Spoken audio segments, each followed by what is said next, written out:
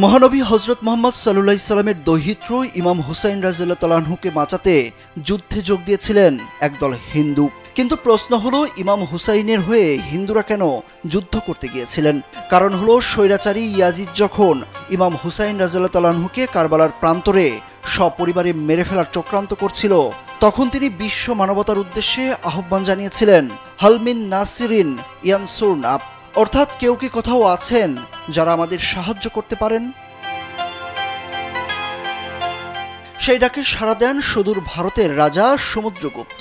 তিনি তার বীর সেনাদের একটি দলকে কারবালায় পাঠানোর সিদ্ধান্ত নেন, যার নেতৃত্বে ছিলেন বীর যোদ্ধা রিহাব দত্ত, যিনি পাঞ্জাবের একজন মহিয়াল ব্রাহ্মণ ছিলেন। কিন্তু রিহাব দত্ত ও তার সাহসী সেনারা যখন কারবালায় পৌঁছান, ততক্ষণে ইমাম হুসাইন রাদিয়াল্লাহু তাআলা আনহু শহীদ হয়ে যান।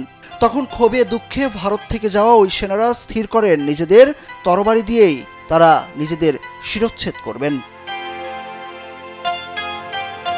কিন্তু ইমাম হুসাইন রাদিয়াল্লাহু তাআলা আনহুর আরব অনুরাগীরা তাদের বোঝালেন, এভাবে জীবন নষ্ট না করে তারা যেন জনাবি মুক্তারের বাহিনীতে যোগদান করেন এবং হুসাইন রাদিয়াল্লাহু তাআলা আনহুর মৃত্যুর প্রতিশোধ নেয়ার লড়াইতে শামিল হন।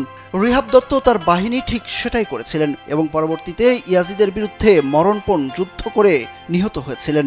বাহিনীর যারা বেঁচে যান তাদের কেউ কেউ সেখানেই রয়ে যান, আবার কেউ কেউ মাতৃভূমি ভারতে ফিরে আসেন। কারবালায় যাওয়া সেই হিন্দু ব্রাহ্মণদের বংশধররা আজও ইমাম হুসাইনের প্রতি ভালোবাসা থেকেই হিন্দু হয়েও বহু মুসলিম রীতিনীতি পালন করেন। এর মধ্যে রয়েছে তারা রমজান মাসে রোজা রাখেন এবং আশুরা পালন করেন। মাঝে মাঝে তারা মসজিদেও যান, জুম্মার নামাজেও অংশ নেন। ইসলাম ও হিন্দু ধর্মের মধ্যে এক বিরল সেতুবন্ধনের রচনার কারণেই হুসাইনি ব্রাহ্মণরা ভারতের সমাজ জীবনে একটি অসাধারণ জায়গা অধিকার করে আছেন। সংখ্যায় তারা কম হতে পারেন, কিন্তু সক্রিয়তায় ও ধর্মীয় সম্প্রীতিতে এক উজ্জ্বল জনগোষ্ঠী। সেই পরম্পরা অনুসরণ করে আজও ভারতে হুসাইনি ব্রাহ্মণরা তাদের জীবন চর্চায় হিন্দু ও মুসলিম দুই ধর্মেরই কিছু রীতিনীতি, রেওয়াজ, ধর্মীয় আচার অনুষ্ঠান ও উৎসব পালন করে থাকেন। ভারতের প্রয়াত বলিউড অভিনেতা সুনীল দত্ত ছিলেন একজন হুসাইনি ব্রাহ্মণ। তার স্ত্রী নার্গিস দত্ত ছিলেন মহিয়াল। তাদের সন্তান সঞ্জয় দত্ত হুসাইনি ব্রাহ্মণ।